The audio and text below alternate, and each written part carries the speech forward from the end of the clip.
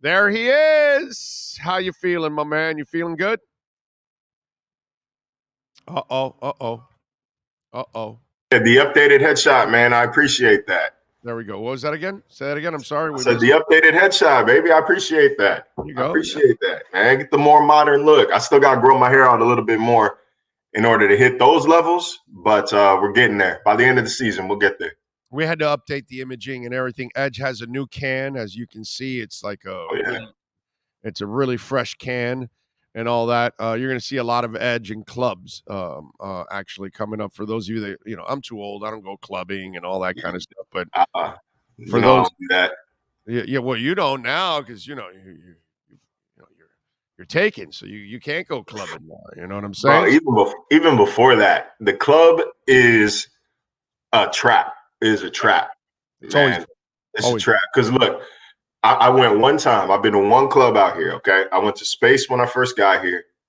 A couple friends, friends of a friend, invited me to their table, invited me to pitch in. So I'm thinking, okay, like $300 each. That's not horrible. Like considering it's 100 even to get in, and then it's gonna be what $20 a drink. So like this way, I can have more drinks. I can have my space. Da da da da. Some people didn't show up. Ended up costing me $500. We got there at 1:30. I left at 8:30. I walked out and there's people, moms walking their kids in the strollers and dogs nearby and birds chirping the sun out. I was like, I'm never doing this again. I'm I'm never doing this again. This is not for me anymore, bro. I'm too old to be crawling out the club at 8:30 in the morning on a Sunday. The Lord is looking at me with disdain. yeah. So I'll do all that. It's so expensive, bro. Like it's so expensive, and like TV and movies have like set it in people's mind that like you're gonna go to the club and you're gonna meet these girls, you're gonna bring them up. Nobody looking at you in GA. Ain't nobody looking at you general admission. You better have a table, or you gonna go home with the same boys you came in there with. So nah, the club, man. I'm good on that. I'm good on that. Once in a super blue moon, bro. Once in a pure eclipse, you might catch me out. If not, I'll be in Wynwood, man. No, I'm with you, man. It's the club has always been a trap, and especially for a star like you on ESPN. Forget it, bro. You're going to be targeted nowadays. So yeah, you better stay away from the club. Well, by the way, you never know. You could end up with general herpes. That's not a good thing, So Mm-mm. Well, I'm you're not getting a touching little, that. you're getting a little uncomfortable. Well, of course you don't want to touch it. You're going to catch it then. You know. You don't want to do that kind of stuff. But hey, props to X playing with two injured groins and herpes. That's how come they don't add that on the? Allegedly, man. Allegedly. Oh, okay. I'm Like sorry. Allegedly. Okay, I'm sorry. gotta I, be very careful there. You're not trying to get sued here. okay. But Okay. allegedly, according to that lawsuit, yes. It's Props. not something I expect him to comment on. It's not something I expect the team to comment on. Um, You're not going to it's ask him either, right? it is a weird subject. That's a weird subject, man. It Like is. it feels a little TMZ. It feels That's a little TMZ esque here. that's who It, if true, yeah, it would be a scummy thing to do. that's who broke it. So that's why it should sound TMZ-ish because it came from TMZ. All right, let's get to football talk. Enough with the fun. Byron Jones. I did a little sum here the last couple days, and I'm starting to think that Byron Jones might be doing business, not doing Dolphin business. And he had the late surgery, which he could have had it earlier and chose to do it in March. He's had some setbacks. And from what I'm hearing, it's not a Will Fuller thing. I'll keep repeating it over and over and over and over and over and over again. But from what somebody tells me, haven't used this person as a source, but they are connected to the team. They do have a connection. But this is their tryout here to see if it's actually true. But what I'm hearing is that he is kind of particular about his return and needs to be, pretty close to 100% and all that kind of stuff. And we're watching Armstead play with a screwed up toe. We're watching the aforementioned X with two groins and herpes. And so allegedly, and so he's out there, and all these people are gutting it out. And so I'm wondering if Byron Jones is worried about the offseason where he could be released. And maybe he and his agent are also looking at, okay, well, if we take the field, we need to be close to 100% because we need to put good play on tape. If the year where it's all injuries and setbacks, you're not going to be getting the kind of money you would want in the offseason. So, your thoughts on all of that? Do you think this has turned into just setbacks for Byron Jones, or could there be a business decision being played by Byron Jones right now? I mean, I don't think that he's out here trying to play the Dolphins because, look, man, they weren't going to cut him this year regardless. It was like the dead Right, cap is too high. right, Next year is the first year they could reasonably do it. right. So delaying the surgery doesn't necessarily, like, that would suggest that he just wanted like a free year off. You know what I mean? That would suggest that he just wanted to hang out and chill all year. And I don't think that's the case. It's kind of like a catch-22 though, right? Because like the longer you wait, the healthier in theory you'll be. But also the longer you wait, the less tape you have. Like the less you're putting on tape, and the more opportunities you're giving guys like Kader Kohu to show what they can do in your position. So I don't think it's a contract ploy. I think that, you know, healthy or unhealthy, if there is a cheaper guy who could do the job just as well, then they will get rid of Byron Jones. That's the nature of the business. He's not necessarily homegrown. He wasn't drafted by this front office. He wasn't selected by this coaching staff. Like, there's no sentimental affinity there in theory. So I think that it's one of those things that we could probably just take at face value, in that he's coming back from an Achilles injury. Like, it wasn't a complete tear. From what I was told in March, it was just cleaning up something that he had been lingering throughout the season. And I think, you know, it would kind of make sense to say, hey, I battled this last year. I battled an Achilles injury last year, and I wasn't great last year.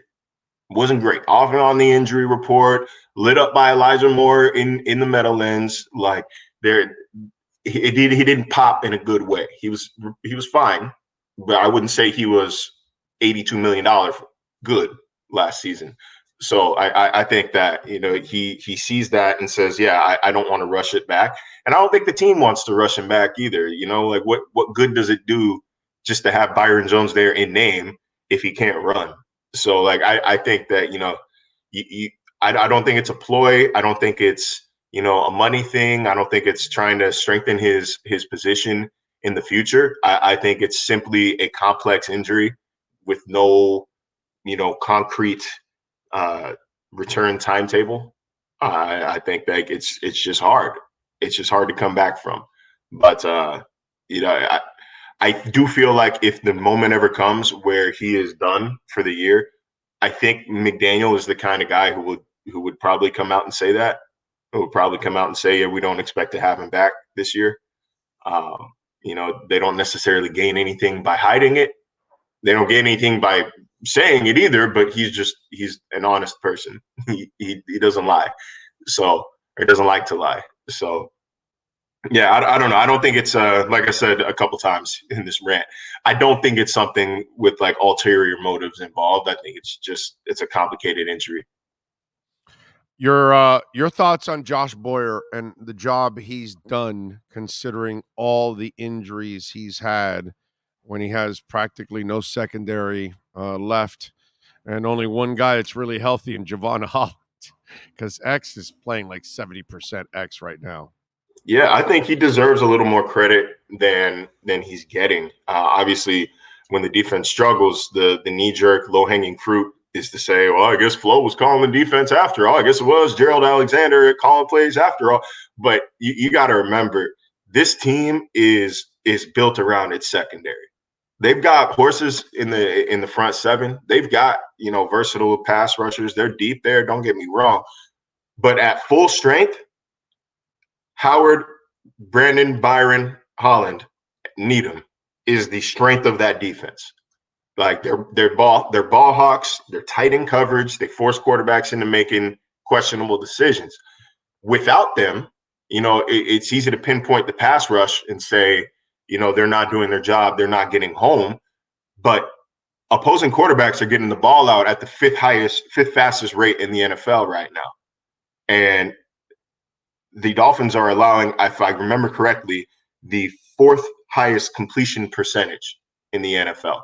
This means they're getting the ball out fast, they're getting the ball out in short spaces, and they're trying to get their receivers to do something after the catch. The routes aren't developing because they're not holding onto the ball and allowing them to develop. They're just saying, okay, it's the Dolphins, they're going to be aggressive, quick, bang, bang, bang. Without guys like Byron Jones in there in the press, with Xavier Howard not healthy, with Javon Holland playing center field most of the time, it's something that the Dolphins are willing to let teams do. So like they need, shout out to Josh Boyer for kind of recognizing, hey, this is where we're at. This is how opponents are probably going to attack us. We can bend. We're not going to break, though. And so, you ask where the sacks are, you ask where the pressures are, you ask where the turnovers are. Yesterday, Sunday was the first time in a little while that a team actually tried to push the ball downfield against Miami, and look what happened. The ball hawks are still there. It's not like Javon Holland forgot how to catch the football. Xavier Howard forgot how to break and make plays on the football. They're still there. They say, come play with us if you want. We'll play your little short passing dink and dunk game. If you want to push that thing downfield, we're still here ready for you. So I think the Steelers, unfortunately for Miami, the Steelers kind of set the tone and set an example of what happens when you do try to test the Dolphins, that they're not, this isn't a down year. They still have dudes in the secondary to pick the ball off. That's just not how teams are attacking them this year. And I think Boyer and that defense have said, that's fine. Go ahead and do this short nonsense. We'll tighten up in the red zone when it really counts. I've been really impressed overall, considering the crap that they've had to deal with and everything. And people were wondering if Josh Boyer could do the job because everything was credited to Flo and all that kind of stuff. I just, I think at least through half a season and through all this turmoil, we should kind of put it to rest a little bit and give him some credit, because he's done a marvelous job, I think, of overcoming, all the adversity. And now, one of the things that I like is that now maybe we get to see some other guys like Andrew Van Ginkel, who's kind of been, kind of put to the side a little bit and not given as many opportunities. And now it looks like the last couple of weeks, he's become a much bigger part of it. And this is a guy that's actually shown a lot of playmaking abilities in his first 2 years. Yeah, I think they like Van Ginkel a lot. We just heard from, I believe it was Ty McKenzie. He's doing a commendable job of coming back after appendix surgery. He had a good training camp, had his appendix operated on, and was playing 2 weeks later. That's hard to do. I think really, though, we're going to start seeing Jalen Phillips pop. He's a guy that's looking like everything is really clicking for him. I know he gets a lot of attention. He gets a lot of criticism for a perceived lack of production, but he's winning his pass rushes at a high rate. If the quarterback, again, like we saw Sunday night, if the quarterback wants to hang on to the ball and allow routes to develop, more often than not, Jalen Phillips is going to be in the vicinity. Jalen Phillips is going to be in his grill. I think that's a guy they're really relying on to take the next step this year, with Emmanuel Agua sort of taking a step back, and he's been battling some injuries. Melvin Ingram's been strong. Van Ginkel's been, still, like I said, battling back. Phillips has really been the constant for them in that front seven. I think that, keep an eye on him these next couple weeks. Particularly, his athleticism, I think, is really going to stand out when they play a guy like Justin Fields next week, who the Bears are allowing to run the ball more and get out of the pocket a little bit more. And they're trying to open up the passing game by getting him outside the pocket. I think Phillips' athleticism, I think Van Ginkel's athleticism on opposite sides are going to be critical to keeping him in place. The Lions have a good offensive line this Sunday, but Jared Goff is very much a stationary target. So if Phillips can win his initial pass rush, if he can start to create some pressure, Goff is not the kind of guy who's going to avoid, he's not going to avoid pass rushers very well. He's not going to, stand in the face of pressure and deliver very often. I think he's relying on Amon-Ra St. Brown to get open quickly. So I think watch Jalen Phillips here at Ford Field come Sunday. I'm with you there. Is it going to be all Eric Rowe in your eyes replacing Brandon Jones? Because I don't think he can do everything that Brandon does. No, I don't think it's going to be a one-man replacement. I think we're going to see a little Rowe. We're going to see a little Verron McKinley. Might even see some Clayton Fitzgerald. I think he was. I think he was decent. At the very least, he was there. You know, he mentally he was there. He was in position to make a couple plays. He had a big stop against Najee Harris on third down, I believe, as well. So I believe you have misplaced hope there, but that's all right. I'm not saying he's going to sit here and be the next Brandon Jones. He's not going to sit here and be the savior of this defense, but he might cycle in on a couple of plays, you know, situationally. We'll see. But I think it'll be a mix of Rowe. I will be cringing every time he comes in. Hey, look, man, every one of these guys is an NFL player. Every one of these guys is an NFL player.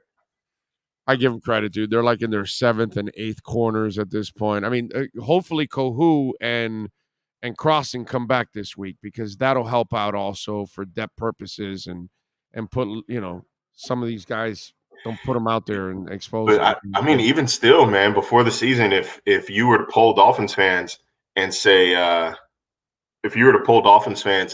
you know, this team will rely on an undrafted rookie and Keon Crossing at cornerback this year, people would probably panic.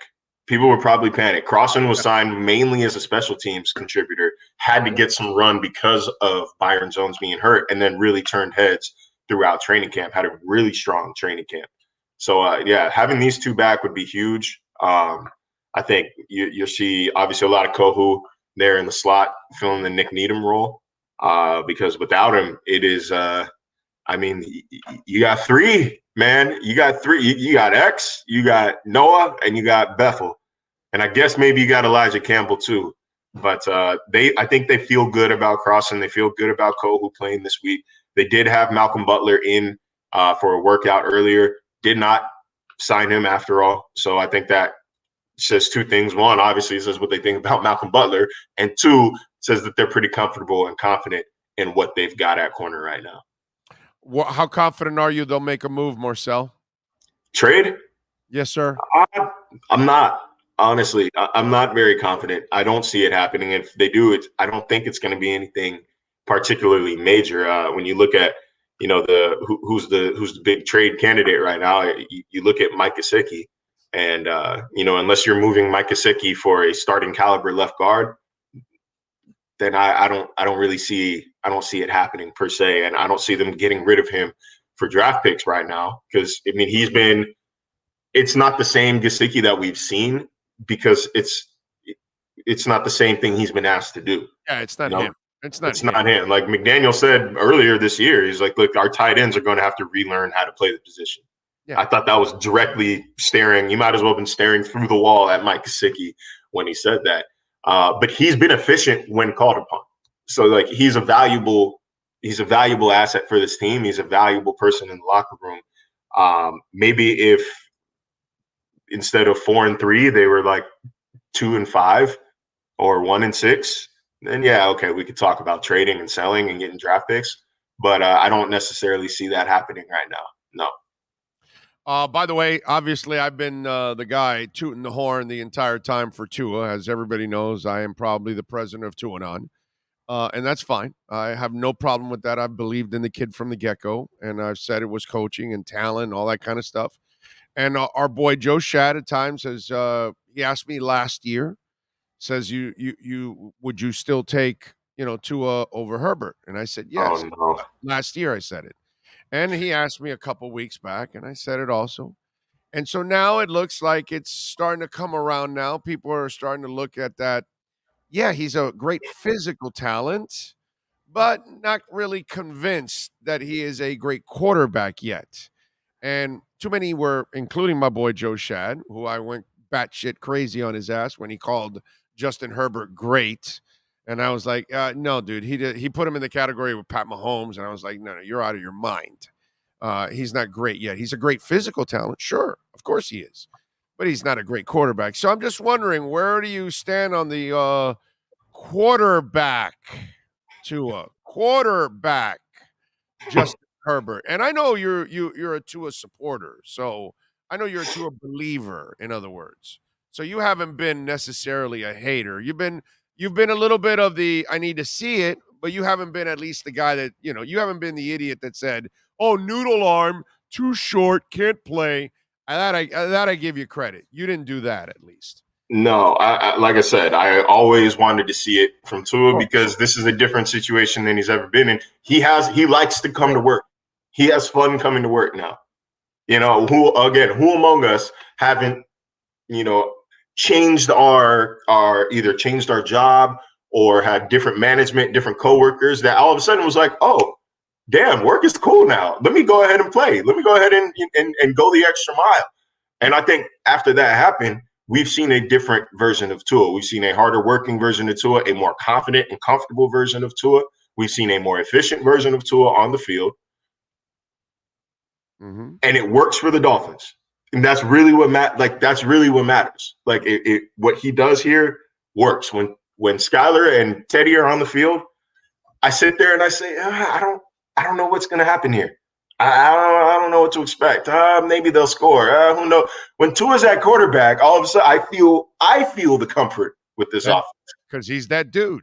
I feel like, okay, like this will work because he works for this team, and that's really all that matters. We can't deal in hypotheticals here. We got to deal in reality. The reality is Tua plays for the Dolphins and Justin Herbert plays for the Chargers. What Tua does is working for the Dolphins. They win. Wins are not a QB stat, first and foremost, but they win games when he is there. He is part of the win. He is part of the reason why they win.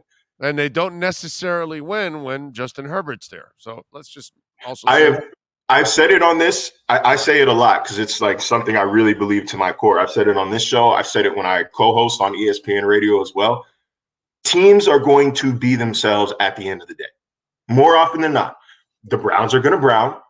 The Texans are going to Texan. The Chargers are going to Charger at the end of the day. And what we see from the Chargers every year is a ton of hype and then a shit ton of injury misfortune. And then all bets are off. A couple of throwing some questionable coaching decisions and a tough division. And I don't know what to expect from the Chargers. But who is the better quarterback? I'm not going to say that because y'all are going to get mad at what I say. Not better physical talent because there is no define better quarterback versus better physical talent. Like who's better at playing the position or who has seen more success playing the position? Physical talent, there is no discussion here. Justin Herbert wins it by like 8 billion miles. There's no discussion here on physical. We know what Justin Herbert is physical. What I define a quarterback is a guy that runs the offense at an efficient pace and can get the max out of the offense and can elevate his players all the time. So the question I ask you is, does Tua do that more than Justin Herbert from what you've watched now this year, that now he has what Justin Herbert has had for 2 now going into 3 years? Actual talent. And he still has a running game, which Tua has yet to have a running game because he still has no Austin Eckler back there at all. Nobody's Austin Eckler back there for them. But he's had 2 Pro Bowl-like receivers. Mike hasn't gotten to a Pro Bowl level yet, but he's been playing so much better. And then obviously the other dude's been a Pro Bowler and he's a monster. So he's had also hasn't been playing, as my fantasy team is super well aware of. He has not been playing. I know. That's you want to count on Justin Herbert and then an injury-prone receiver. I mean, that is what it is. But look, I wasn't judging Tua when he had injuries and a lack of talent at wide receiver. Well, plenty did. We ain't talking to Plenty right now. We talking to me. You didn't ask Plenty. But you're talking to Plenty. But bitch, you're talking to the left tackle that had to punch all those people. Okay, so I'm a little worn out here. So that's why I'm saying I heard the idiot for 2 Tua years. is Can't do this. And I'm the guy telling them they have no coaching, they have no offensive line, they have no running game, and people weren't listening to me. So Tua and his team are having the better season right now. I think the Chargers are disappointing because of all the hype.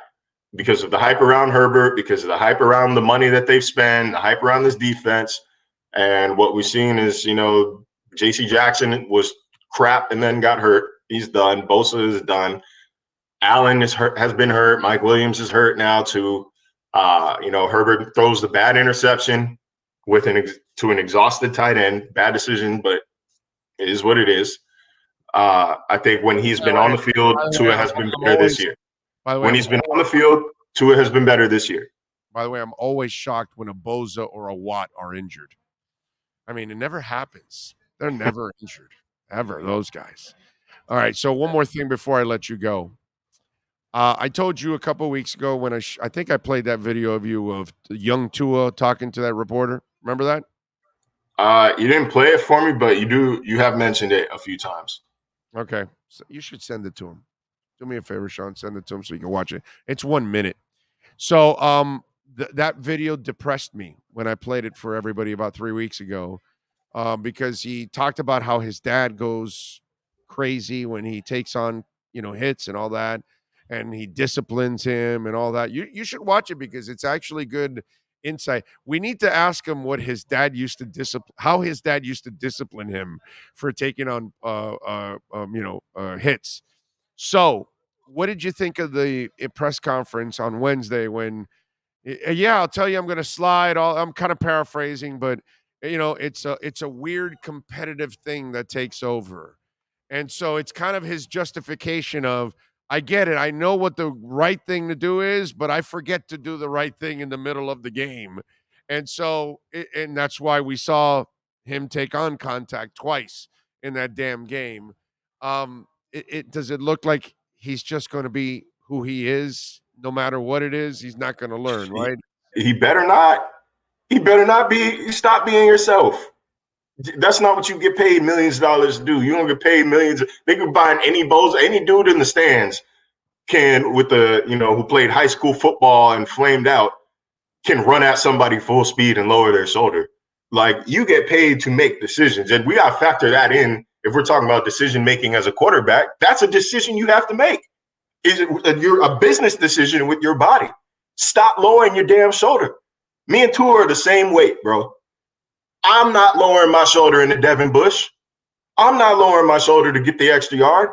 If you ain't get it, you didn't get it, man. Find another day. Kick a field goal. You're in field goal range. But you fighting for extra yards like that for? Like, you have to be able to see, and not see, but like factor in, multiple different aspects to a play.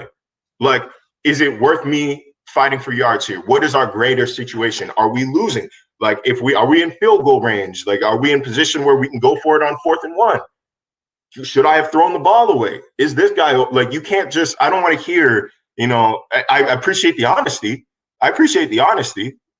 But if I'm a Dolphins fan, if I'm a Dolphins coach, I don't want to hear you say, yeah, in the moment, I just, I get a little carried away and I want to fight forward. Because somebody is going to ring your bell, my guy. One of these days, you're going to play with the wrong dude and he's going to knock you out. So, no, I hate that. And this is why I've been saying for the past week and a half, all that talk of, I know better. I need to know when to slide. I need to know when to give up on a play. Like, when to fight another day, I need to preserve my long-term health. That's great. I want to see it. Yes. I want to see you do it. Because you can talk, you can do all this. I've been saying I'm going to go to the gym in the morning every day for the past week. I've done it like twice. Talk is great, man. Go do it. Yeah, it's 2 more than I've done in 10 years. So that's nice job by you. Man, like, respectfully, we can all say things, right? We all say things, and it sounds great, and you win that battle with the microphone. But when the lights are on, yeah, man, that's supposed to be what separates you. That's supposed to be what elevates. That's why Russell Wilson's career has lasted so damn long. Right. Because he knows how to avoid contact. Yep. I'm with you. So yeah, no, man. And this is not, he had a few moments last year that, I think You ever hear that phrase, like, man, he'd still be here if y'all weren't gassing him up? Right. Like, I think the video is this little dog barking at alligators, right? And he's barking, he's yipping and yipping, and everybody's cheering, yeah, get him, Roscoe, get him, right. And the dog, like, runs back to people, big smile on his face. And then he barked at the wrong alligator, and the alligator snatched him up and put him in the water. Right. And said he would still be alive if you weren't gassing him up. Last year, he trucks Michael Carter, the cornerback, against the Jets. He jukes Deion Jones, the linebacker for the Falcons. And everybody gassed him up, talking about, look at him go. Look, I think he had another run against the Cardinals as a rookie. Nah, man. Like, he stopped gassing these runs up, stop gassing him up, because he ain't supposed to be doing that. No. He is not Josh Allen size. He ain't Cam Newton size. He ain't Justin Herbert size.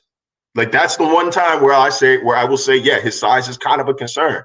Like, he's got a strong base, but look, man, if you and I are the same size, I'm not an NFL quarterback. You don't need to be taking those hits if you can help it. Hell no.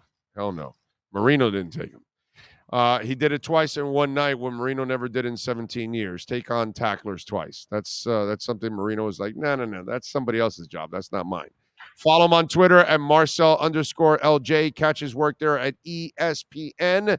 And twice a week here exclusively on this platform in South Florida with our myedgedrink.com Miami Dolphins report. Marcel, thank you, my brother. Appreciate you immensely. Yes, sir. Yes, sir. Talk to y'all from Motor City, baby. You got it. Be good out there. Be safe, my friend. Thank you. That is Marcel Louis Jacques. You now have the edge, and we're going to move from the edge and get ready for a little fantasy football.